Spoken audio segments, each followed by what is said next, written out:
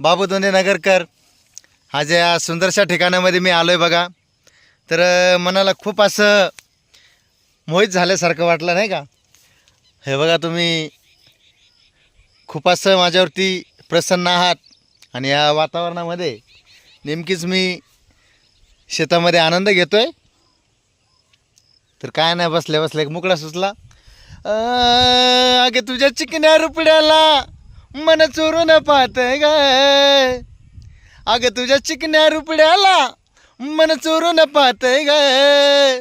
मग दिला तर झापूक झुपूक झापूक झुपूक वाजत राहतंय ग. नुसतं झापूक झुपूक वाजत राहतंय ग. अगं तुझ्या चिकन्या रुपड्याला मन चोरून पाहतंय ग.